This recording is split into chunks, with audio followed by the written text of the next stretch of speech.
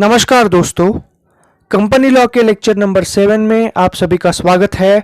आज के लेक्चर में हम लोग मेमोरेंडम ऑफ एसोसिएशन का सबसे पहला क्लॉज जिसका नाम है नेम क्लॉज, इसको हम लोग डिटेल में डिस्कस करेंगे। लास्ट लेक्चर में हमने मेमोरेंडम ऑफ एसोसिएशन और उसके अलग अलग क्लॉजेस का इंट्रोडक्शन डिटेल में डिस्कस किया था। तो शुरुआत करते हैं आज के लेक्चर को। Introduction. As a company is an artificial legal person, it should have a name to establish its identity. Name of the company is the symbol of its existence. Name clause is the first clause of Memorandum of Association. Section 4, subsection 1, subclause A of Indian Companies Act 2013 contains the complete name of the company. The applicant has to apply to the ROC in the prescribed format and fees for the reservation of the name for the company. If the name of the company is available or unique, the registrar of companies can reserve the same till 60 days and the applicant has to complete the formalities of incorporating a company within 60 days. सबसे पहले हम लोग इस introduction वाली slide को हिंदी में discuss करते हैं। किसी भी कंपनी का नाम उसकी आइडेंटिटी होता है, उसकी ब्रांड वैल्यू होता है और इसी से मार्केट के अंदर उसकी रिकॉग्निशन बढ़ती है। और नेम क्लॉज के अंदर कंपनी का पूरा नाम लिखा होता है। नेम क्लॉज जो है वो मेमोरेंडम ऑफ एसोसिएशन का सबसे पहला क्लॉज है। मेमोरेंडम ऑफ एसोसिएशन, जैसा मैंने आपको लास्ट लेक्चर में कहा था, इसे हम लोग कंपनी का चार्टर भी कहते हैं, कॉन्स्टिट्यूशन भी कहते हैं, जिसके अंदर कंपनी के बारे में सारी इंफॉर्मेशन होती है। कंपनी का नाम, registered office, AIIMS and objectives जिसके लिए कंपनी को इनकॉर्पोरेट किया है, कंपनी की लायबिलिटीज, क्रेडिटर्स और कितने लोगों ने कंपनी को सब्सक्राइब किया है और कितने लोग कंपनी के मेंबर्स हैं, इसकी सारी इंफॉर्मेशन मेमोरेंडम ऑफ एसोसिएशन में रहती है। अगर कंपनीज एक्ट 2013 के हिसाब से कहे तो section 4 subsection 1 sub clause A ये नेम क्लॉज वाला सेक्शन है और मेमोरेंडम ऑफ एसोसिएशन का सबसे पहला क्लॉज है। किसी भी कंपनी का नाम रिजर्व करने के लिए जो इनकॉर्पोरेट करने वाला प्रमोटर है उसे रजिस्ट्रार ऑफ कंपनीज, जिसे हम लोग अभी से आरओसी कहेंगे, उसके पास एक फॉर्मल रिटर्न एप्लीकेशन लिखना पड़ता है। और अगर वो नाम यूनिक होगा या फिर वो नाम अगर अवेलेबल होगा तो जो आरओसी है वो उस नाम को रिजर्व करेगा फॉर द 60 डेज। और इन 60 दिनों के अंदर जो प्रमोटर है जिसे कंपनी को इनकॉर्पोरेट करना है उसे कंपनी को एस्टेब्लिश करने की सारी फॉर्मेलिटीज कंप्लीट करनी पड़ेगी और रजिस्ट्रार ऑफ कंपनी के पास वो सारे डॉक्यूमेंट्स सबमिट करने पड़ेंगे। तब जाकर जो मनचाहा नाम है प्रमोटर का, उस नाम के हिसाब से वो कंपनी इनकॉर्पोरेट हो जाएगी। और साथ ही साथ जो नाम वो रिजर्व करना चाहता है उसी के साथ 5 और ऑप्शंस उसे यानी प्रमोटर को रजिस्ट्रार ऑफ कंपनीज को सौंपने पड़ेंगे। इन केस अगर कोई नाम रिजेक्ट हो जाता है तो बैकअप के लिए 5 ऑप्शंस उसे देने पड़ेंगे। तो इन 60 दिनों का जो फैक्ट है उसे नोट डाउन कर लेना, ये एमसीक्यू के लिए निकल कर आ सकता है। इसके बाद name clause is the first clause of MOA, इसे भी नोट डाउन कर लेना, इसके ऊपर भी एमसीक्यू निकल कर आ सकता है। Section 4 subsection 1 sub clause A, इसके ऊपर भी एमसीक्यू निकल कर आ सकता है। अभी हम लोग आगे बढ़ते हैं। The name of the company should not be identical with any existing company and should not be undesirable according to the central government. The name of the company should not contain the word cooperative unless it is a public sector undertaking. The name of the company should not contain any name which may establish the connection with the central or state government. The name of the company should not resemble national emblem or any existing exchanges such as Bombay Stock Exchange, National Stock Exchange or multi-commodity exchange, etc. The name is a part for the business reputation and it is protected by the registration under Trademark Act 1999. For public limited company, the name of the company should be ABC Limited. इसमें मैंने ABC as an example दिया है, नाम कोई भी हो सकता है। For the private limited company it should be ABC private limited. अभी हम लोग इस स्लाइड को हिंदी में समझेंगे।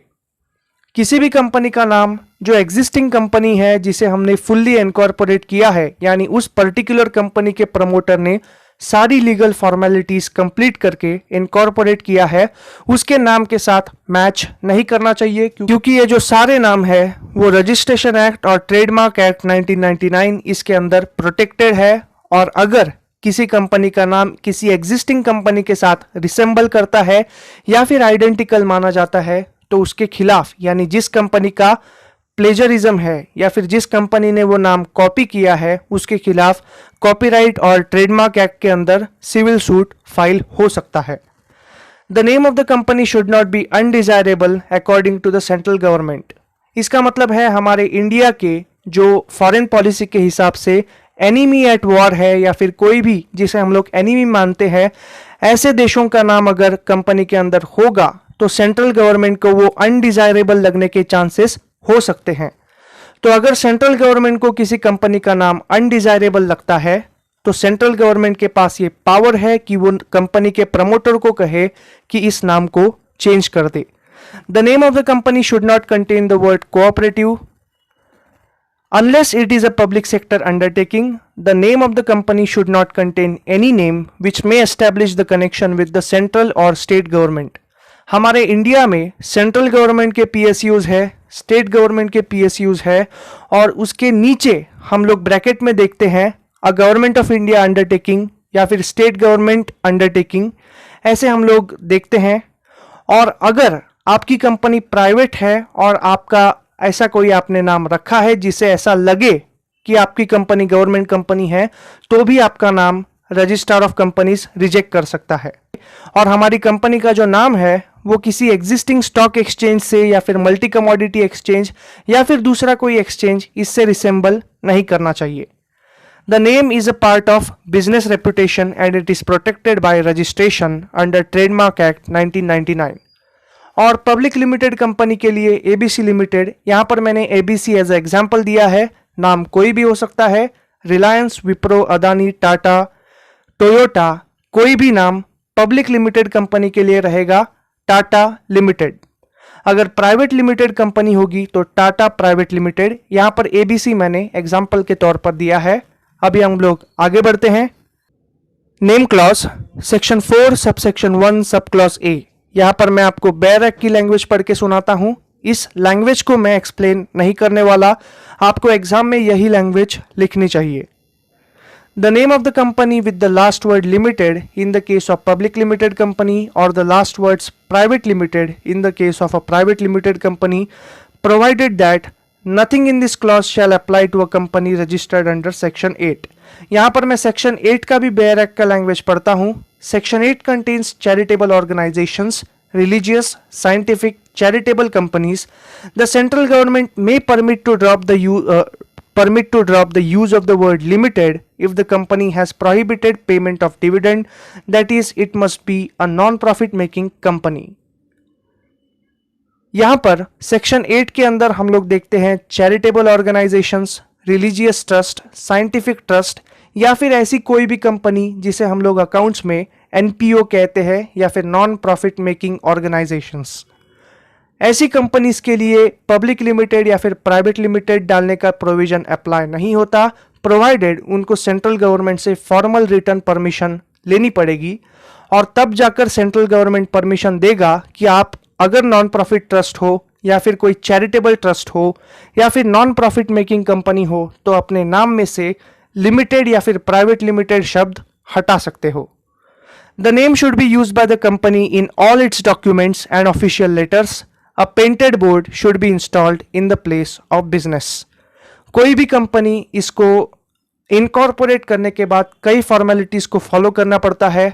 शेयर होल्डर्स को लेटर भेजने पड़ते हैं, एनुअल जनरल मीटिंग का इन्विटेशन, पोस्टल बैलेट से वोटिंग, ऐसी कई फॉर्मेलिटीज है और इन सारी डॉक्यूमेंट्स के ऊपर कंपनी का नाम होना चाहिए। और कंपनी का जो प्लेस ऑफ बिजनेस है या फिर रजिस्टर्ड ऑफिस है या उन सारी जगहों पर कंपनी का नाम और बोर्ड रहना चाहिए। So that's it for today's lecture, to be continued. Thank you so much. Please like, share and subscribe to my channel.